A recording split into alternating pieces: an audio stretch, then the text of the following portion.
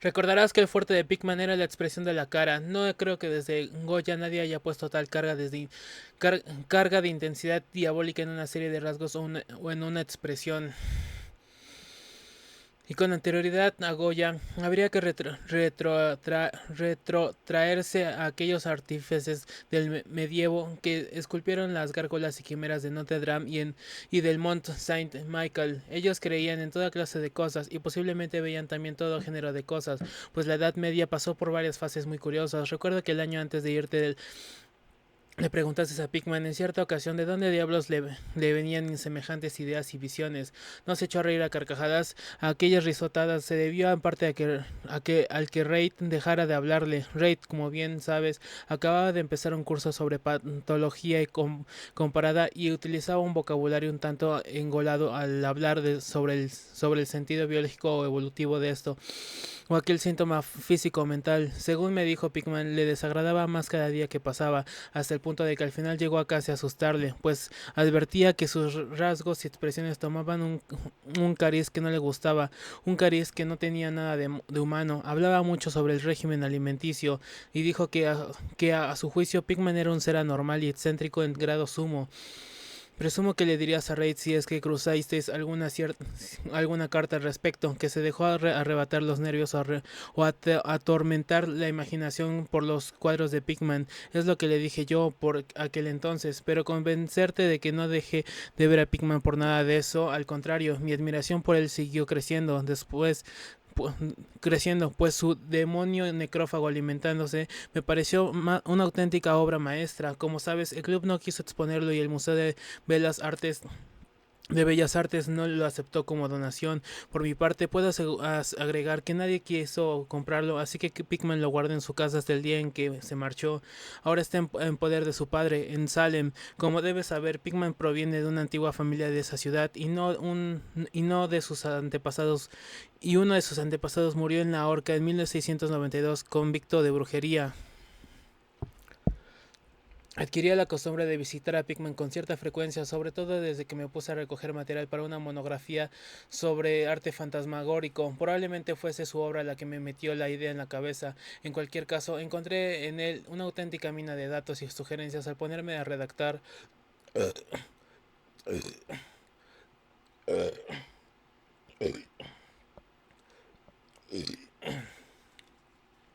Me enseñó todos los cuadros y dibujos que tenía, incluso unos bocetos a lápiz y pluma que habrían provocado, estoy absolutamente convencido, su expulsión de club si los hubieran visto ciertos socios. Al poco tiempo ya era casi un fanático de su arte y pasaba horas enteras escuchando cual un escolar teorías artísticas y especulaciones fisiológicas filosóficas lo bastante descabelladas como para justificar su internación en el manicomio de Danvers. La admiración por mi héroe, unida al hecho de que la gente empezaba a tener cada vez menos trato con él, le hizo mostrarse extremadamente confidencial conmigo, y una tarde me sugirió que si mantenía la boca bien cerrada y no me hacía el delicado, me mostraría algo muy poco corriente, algo que superaba con creces lo que guardaba en su casa. Hay cosas, dijo, que no van con Newburgh Street, cosas que estarían fuera de lugar y que no cabe imaginarse aquí. No, yo me dedico a captar las emanaciones del alma y eso es lo que no se encuentra en las advenidizas y artificiales calles construidas por el hombre. Back Bay no es Boston, en realidad no es nada todavía, porque aún no ha tenido tiempo de acopiar recuerdos y atraerse a los espíritus locales. En caso de haber fantasmas aquí, serían todo lo más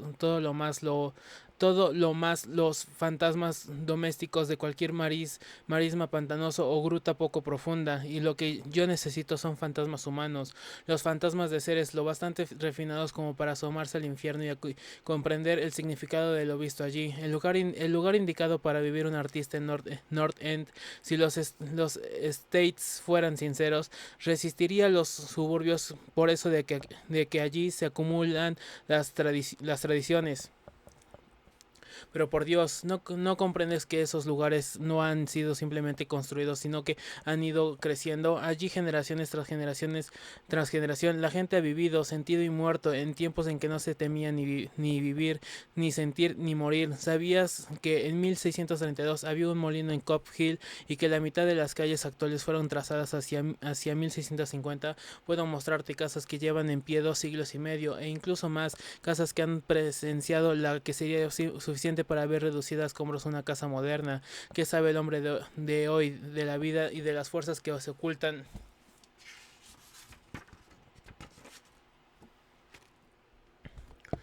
tras tras ellas? Para ti los embrujos de Salem no pasan de una ilusión, pero me encantaría que mi requetatarabuelo pudieran contarte ciertas cosas. La ahorcaron en Gallows Hill bajo la mirada santurrona de Cotton Mather, maldito sea su nombre. Temía que, que alguien consiguiera escapar de esta abominable jaula de monotonía.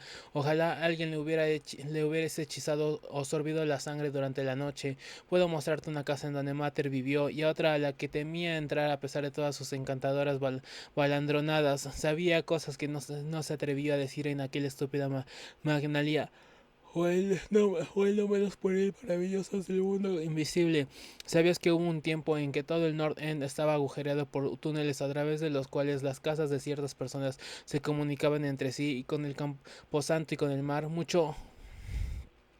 Mucho enjuiciar y mucho perseguir a cielo descubierto, pero cada día sucedían cosas que no podían entenderse y de noche se oían risas que no sabían de dónde provenían. El 8 de cada 10 casas construidas antes de 1700 y sin tocar desde entonces podría mostrarte algo extraño en el sótano.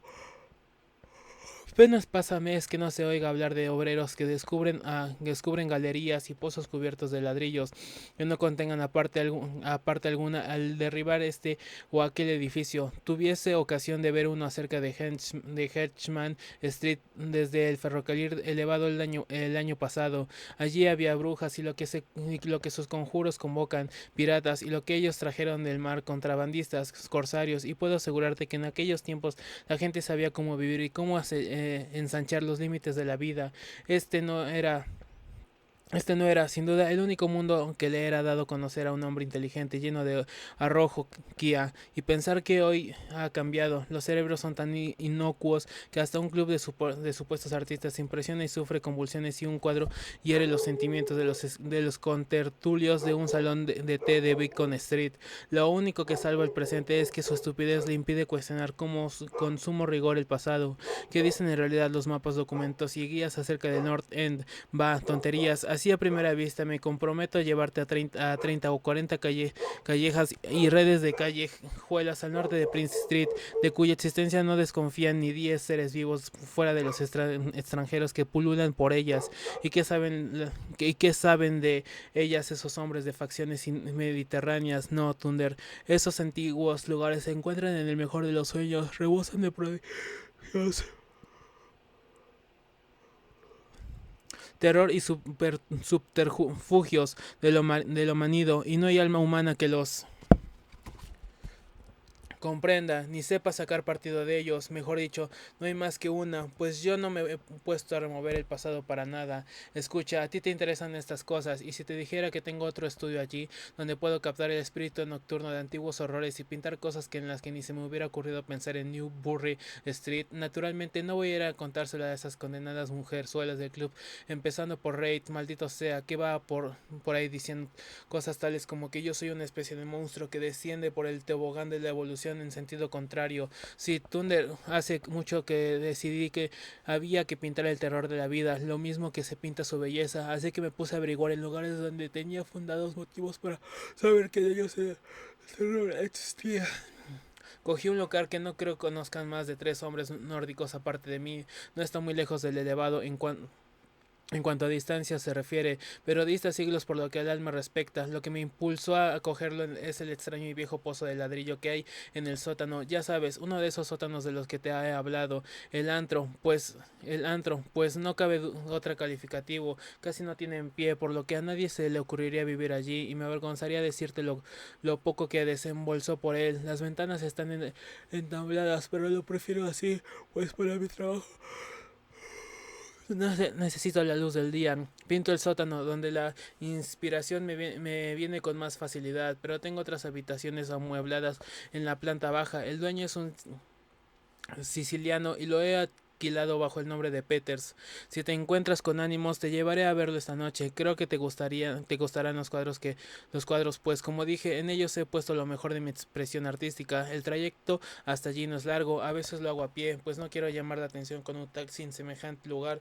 Podemos tomar el metro en South Station y bajar en Battery Street. Desde allí no hay que andar mucho. Bueno, Elliot, tras semejantes alocuación, lo único que podía hacer era resistir los deseos de correr en lugar de andar en busca del primer taxi libre que salía a nuestro encuentro.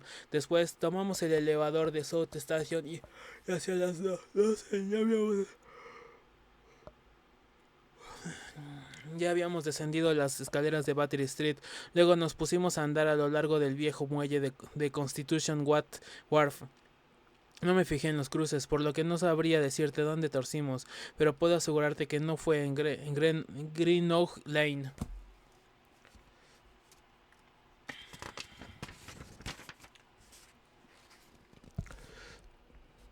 Al torcer, subimos por un desierto callejón de lo más antiguo y sucio que haya visto jamás, de tejados desvencijados, con los cristales de las ventanas rotas y arcaídas, chimeneas medio derruidas que resaltaban contra la luz de la luna. No creo que hubiera siquiera 3 casas en todo lo que abarcaba la vista que nos estuviera ya levantadas en tiempos de Corton Mather. Cuando menos divisaba dos con un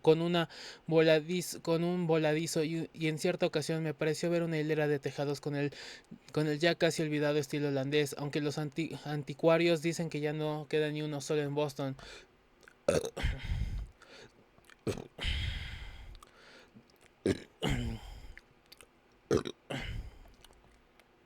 Al salir de aquel apenas iluminado callejón, torcimos a la izquierda, ingresándonos en otro igualmente silencioso y aún más estrecho, sin la menor luz, y en un instante me pareció que doblábamos una curva en ángulo obtuso, siguiendo hacia la derecha. Al cabo de un rato, Pickman sacó una linterna y le enfocó hacia una puerta antiquísima de 10 paneles, espeluznantemente roído por la carcoma. Tras abrirla, mi anfitrión me condujo hasta un vestíbulo vacío, en donde en otro tiempo debió haber un magnífico artesano de roble oscuro, sencillo desde luego, pero patéticamente evocador de los tiempos de Andros. Phipps Phipps y la brujería. A continuación me hizo traspasar una puerta que había a la izquierda, encendió una lámpara de petróleo y me dijo que me acomodara como si me encontrase en mi propia casa. Bueno, Elliot, soy uno de esos tipos a los que el hombre de la calle llama con toda justicia duro, pero confieso que lo que vi en las paredes de aquella habitación me hizo pasar un mal rato. Eran los cuadros de Pickman, ya sabes a lo que me refiero, aquellos que no podía pintar ni Newbury Street, ni siquiera le permitieron exhibirlos allí, y tenía toda la razón cuando dijo que se le había ido la mano. Bueno, será mejor que echemos otro trago, lo necesito para contar lo que sigue. Será infructuoso tratar de describirte aquellos cuadros, pues el más horroroso y diabólico horror, lo más increíble y repulsivo y hediondez moral se desprendía de simples pinceladas, imposibles de traducir en palabras. No había nada en ellos de la técnica exótica característica de Sidney Syme, nada de los paisajes planetarios, ni de los hongos lunares con los que Clark Anton Smith nos hiela la sangre. Los trasfondos eran en su mayoría antiguos cementerios, bosques frondosos, arrecifes marinos, túneles de ladrillo, antiguas estaciones artesonadas o simples criptas de mampostería. El camposanto de Cove Hill, apenas unas manzanas de la casa, era uno de sus escenarios favoritos.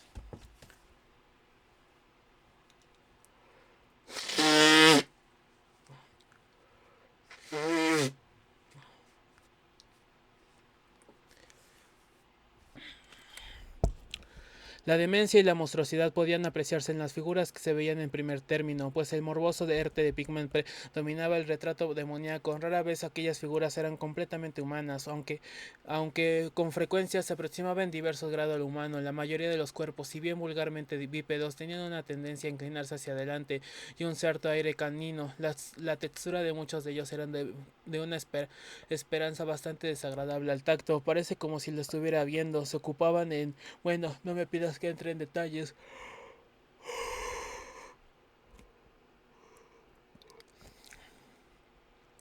Por lo general estaban comiendo, pero será mejor que no diga qué. A veces los exponía en grupos de cementerios o pasadizos subterráneos y a menudo aparecían luchando por la presa, o mejor dicho, el tesoro descubierto, y qué expresividad tan genuinamente diabólica sabía en ocasiones transmitir Pigman a los ciegos rostros de tan macabro botín. De cuando en cuando se les veía saltando en plena noche desde ventanas abiertas o agazapados sobre el pecho de algún durmiente al acecho de su garganta. En un lienzo se veía a un grupo de ellos aullando alrededor de una bruja ahorcada en Gallows Hill, cuyas demacradas facciones guardaban un extraordinario parecido con las de aquellos seres.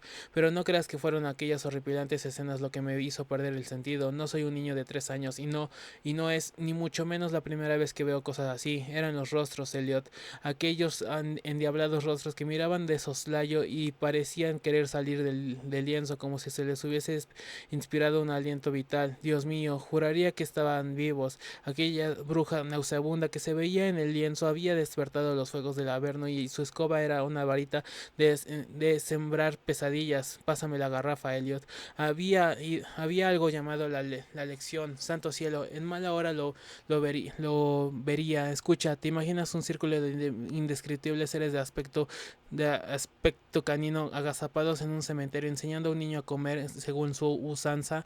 El coste de una presa producto de una suplantación, supongo. Ya sabes, el viejo mito de esos extraños seres que dejan sus vástagos en la cuna en situaciones de las criaturas humanas que arrebatan. Pigman mostraba en el cuadro lo que les depara la fortuna a los niños así arrebatados, como crecen. Cuando justo entonces comencé a ver la espantosa afinidad que había entre los rostros de las figuras humanas y las no humanas, por medio de aquellas gradaciones de morbosidad entre lo resueltamente no humano y lo degradado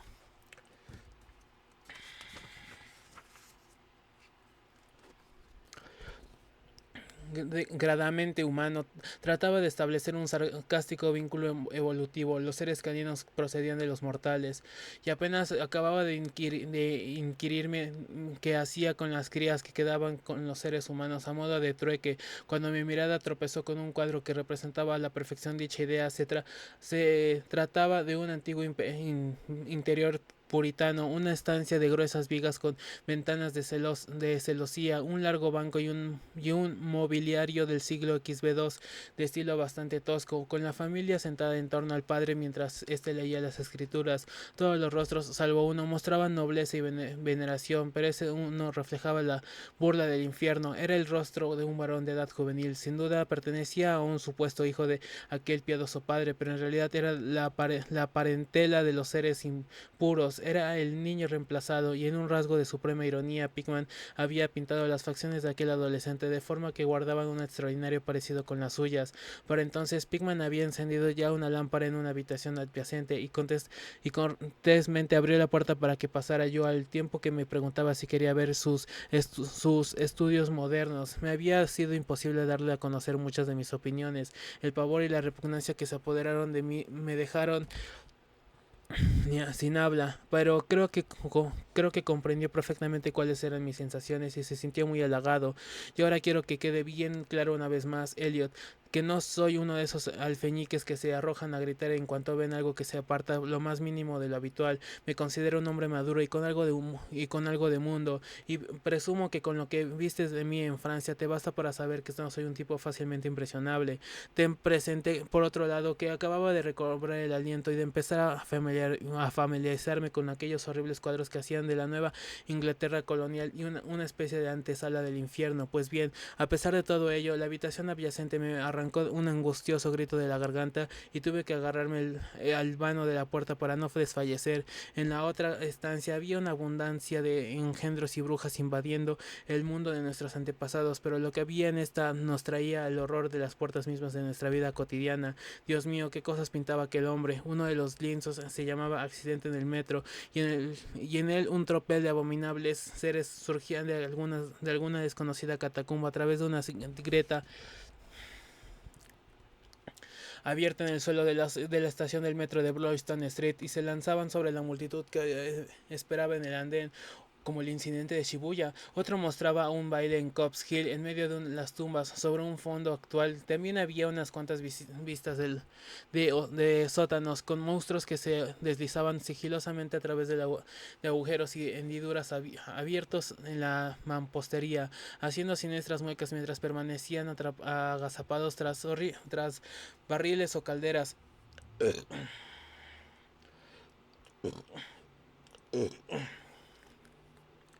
Y aguardaban a que su primera víctima descendiera por la escalera. Un horrible lienzo parecía recoger una amplia muestra representativa de Beacon Hill, con multitudinarios ejércitos de los menfíticos monstruos surgiendo de los escondrijos que agujereaban el suelo. Había asimismo tratamientos libérrimos de bailes en los cementerios modernos, pero lo que me impresionó más que nada fue una escena en una desconocida cripta, en donde multitud de fieras se amontonaban en turno a una de ellas que sostenía entre las manos y leía en voz alta una conocida guía de Boston. Todas las fieras apuntaban a un determinado paisaje y todos los rostros parecían contraídos con una risa tan epiléptica y reverberante que creí incluso oír su diabólico eco. El título del cuadro era Holmes, Lowell y Longfellow yacen enterrados en Mount Auburn. A medida que recuperaba el ánimo y me iba acostumbrando a aquella segunda estación de arte diabólico y morboso, me puse a analizar algunos aspectos de la repugnancia y aversión que me inspiraba todo aquello. En primer lugar, me dije a mí mismo, aquellos seres me asqueaban porque no eran sino la más fiel muestra de la total falta de humanidad, inclemente y crueldad de Pickman. Semejante personaje debía ser un implacable enemigo de todo del género humano y tenor del regocijo que mostraba por la tortura carnal, espiritual y la degradación del cuerpo humano.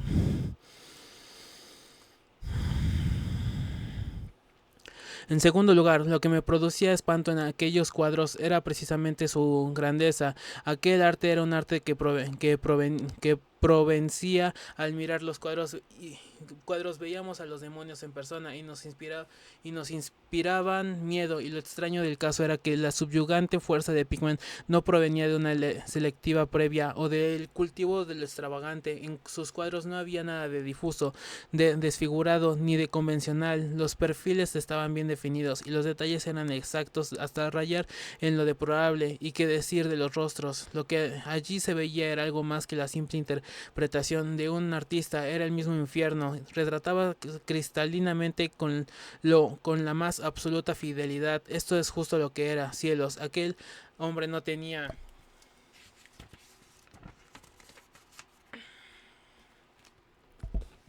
nada de imaginativo ni de romántico, ni siquiera trataba de ofrecernos las agitadas y multidimensionales instantáneas que nos asaltan en los sueños, sino que fría y sardónicamente reflejaba un mundo de horror estable, mecanicista y bien organizado, que él veía plena, brillante, firme y decididamente.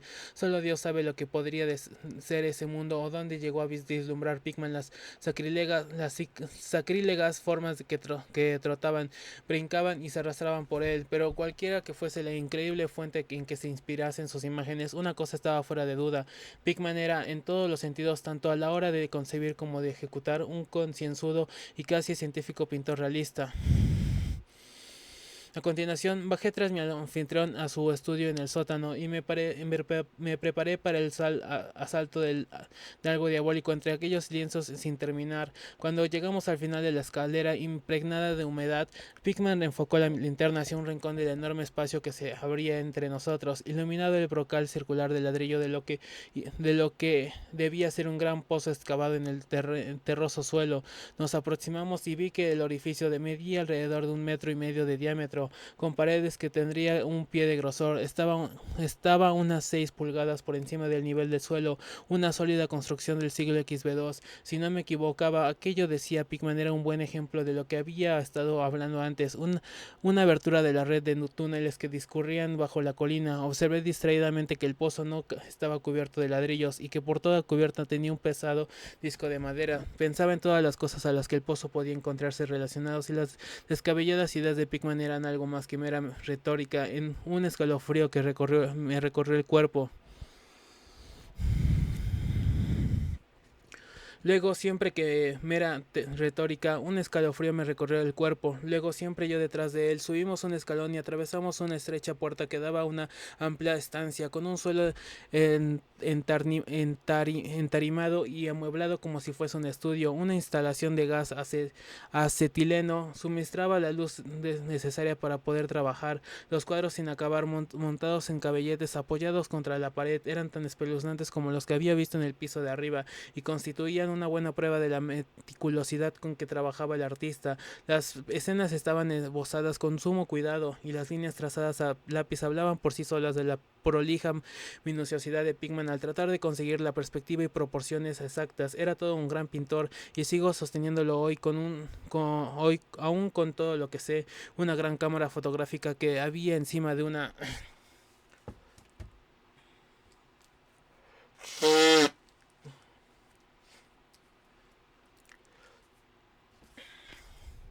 mesa. Me llamó la atención y al inquirirle acerca de ella, Pickman me dijo que la empleaba para tomar escenas que le interesaran luego para el fondo de sus cuadros, pues así podía pintar a partir de fotografías sin tener que salir del estudio en lugar de ir cargando con su equipo por toda la ciudad en busca de esta o aquella vista. A juicio suyo, las fotografías eran tan buenas como cualquier escena o modelos reales para trabajos de larga duración y según dijo las utilizaba habitualmente. Había algo muy desapacible en los nauseabundos bocetos y en las monstruosidades a medio terminar que echaban torvas miradas desde cualquier ángulo de la estancia, y cuando Pickman descubrió súbitamente un gran lienzo que se encontraba lejos de la luz, no pude impedir que se me escapara un estruendoso grito, el segundo que profería aquella noche. Resonó una y otra vez a través de las lánguidas bóvedas de aquel antiguo y solitroso sótano, y tuve que realizar un tremendo esfuerzo para contener una histérica carcajada. Dios misericordioso, Elliot, no sé cuánto había de real y cuánto de febril fantasía en todo aquello. Jamás podría imaginarme un semejante sueño. El cuadro representaba un colosal e indescriptible monstruo de centellantes ojos rojos que tenía entre sus huesudas garras algo que debió haber sido un hombre y le roía la cabeza como chiquillo chupa un pirulín. Estaba en cuclillas y al mirarle parecía como si en cualquier momento fuera a soltar a su presa en busca de un bocado jugoso, pero maldición. El motivo de aquel pánico atroz no era ni mucho menos aquella diabólica figura, ni aquel rostro animal de orejas puntiagudas, ojos inyectados en sangre, nariz chata y labios babeantes. No eran tampoco aquellas garras cubiertas de escamas, ni el cuerpo cubierto de moho, ni los pies semi-ungulados. No era nada de eso, aunque habría bastado cualquiera de tales notas para volver loco al hombre más pintado. Era la técnica, Elliot, aquella maldita, implacable y desnaturalizada técnica. Puedo jurar que jamás había visto plasmado en un lienzo el aliento vital de forma tan real.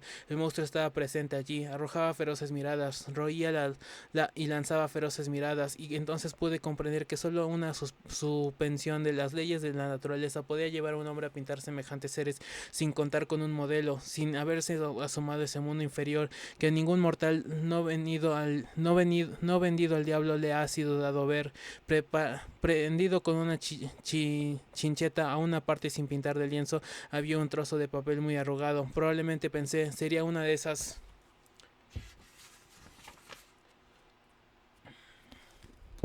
fotografías de las que sirve Pickman para pintar en trasfondo, no menos horrorosa que la pesadilla que se desataba sobre él. Alargué el brazo para estirarlo y ver qué se trataba, cuando de repente Pickman dio un respingo como si le hubiera pinchado. Había estado escuchando con suma atención desde que mi grito de pavor despertó insólitos ecos en el oscuro sótano, y ahora pareció estar poseído por un miedo que, si bien no podía compararse con el mío, tenía un origen más físico que espiritual. Sacó un revólver y me hizo un gesto para que me silenciara, tras lo cual se dirigió al sótano principal y cerró la puerta detrás suyo. Creo que me quedé paralizado por unos instantes. A semejanza de Pigman, aguzé el oído y me pareció oír el leve sonido de alguien que correteaba, seguido de unos alaridos o golpes en una dirección que no sabría decir. Pensé en gigantescas ratas y sentí que un escalofrío me recorría todo el cuerpo. Luego se oyó un amortiguado estruendo que me puso la carne de gallina, un sigiloso y vacilante estruendo, aunque no sé cómo narrarlo en palabras. Parecía como si un gran madero hubiese caído encima de una superficie de piedra o ladrillo, madera sobre ladrillo. Me sugería algo aquello. Volvió a oírse el ruido, esta vez más fuerte, seguido de una vibración, como si el cuadro cayera ahora más lejos. A continuación se oyó un sonido chirriante y agudo, a Pigman farfullando algo en voz alta, y la atronadora descarga de las 6 recámaras de un revólver, disparadas espectacularmente tal como lo haría un domador de leones para impresionar al público. Al renglón seguido un chillido o graznido mitigado y un fuerte batacazo. Luego más chirridos producidos por la madera y el ladrillo, seguidos de una pausa y de la apertura de la puerta. Sonido este que me produjo, lo confieso, un violento temor.